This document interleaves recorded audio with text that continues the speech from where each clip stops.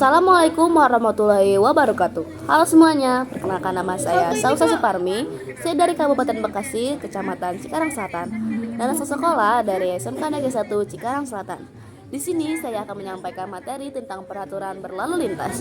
Sebelum kita ke peraturannya, saya akan memberikan dampak yang akan dialami oleh seseorang yang tidak mematuhi peraturan berlalu lintas.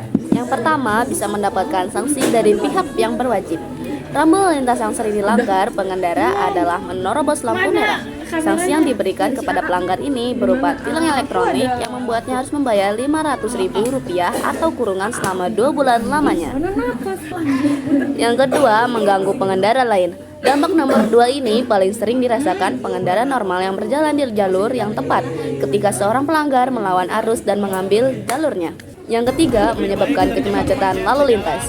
Penyempitan jalur di suatu wilayah tertentu sering terjadi ketika pengendara, biasanya mengendara mobil, membuat jalur ketiga untuk menyalip jalur kedua agar masuk ke dalam jalur utama. Dan yang terakhir, mengancam keselamatan diri sendiri, pengendara lain, dan pejalan kaki. Tidak memakai helm di jalanan merupakan tindakan yang mengancam nyawa diri sendiri. Keselamatan pengendara dapat dilihat dari tingkat pemahaman mereka atas resiko di perjalanan seperti kecelakaan. Nah, materi selanjutnya kita akan ke rambu-rambu lalu lintas dan artinya.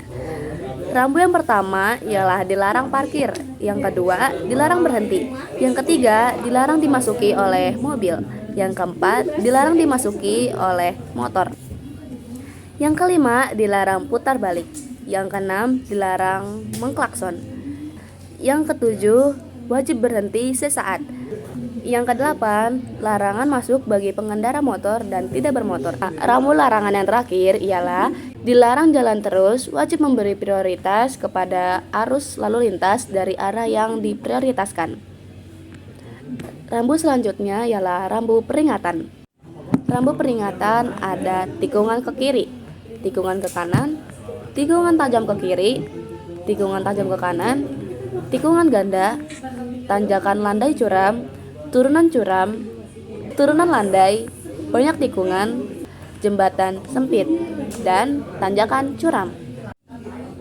Selanjutnya ada marka jalan dan fungsinya. Marka jalan yang pertama yaitu marka membujur utuh. Jika marka membujur ditemukan di tengah jalan, ini adalah tanda yang mengandung arti larangan bagi kendaraan untuk melintasi garis tersebut. Bisa pula sebagai pembagi jalur. Marka yang kedua, membujur putus-putus.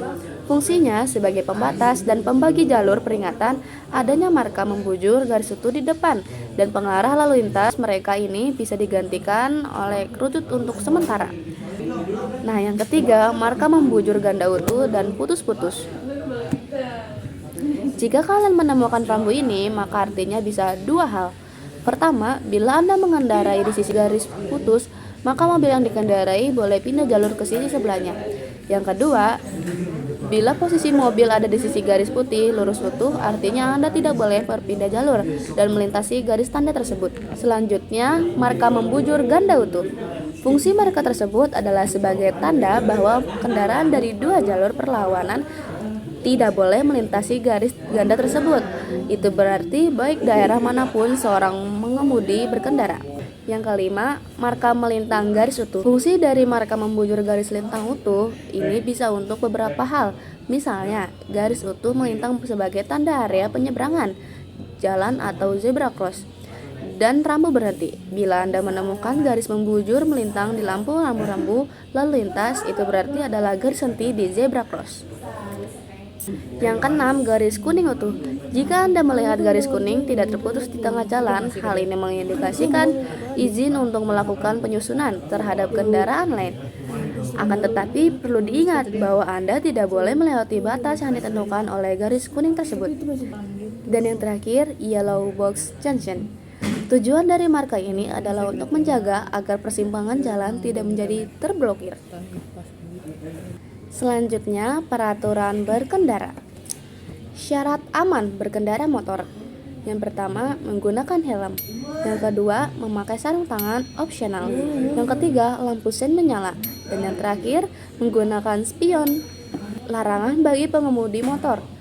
Yang pertama, masuk jalur berlawanan arah. Menggunakan trotoar, berkendara sambil menggunakan barang elektronik, Dan yang terakhir, hindari bermotor dengan beban berlebih karena akan mengganggu keseimbangan. Sikap yang harus dihindari ketika di jalanan. Yang pertama, bermain handphone ketika berjalan. Yang kedua, menyeberang tidak melihat kanan dan kiri. Yang ketiga, berlarian di jalanan. Dan yang terakhir, mengambil jalur yang tidak sepatutnya.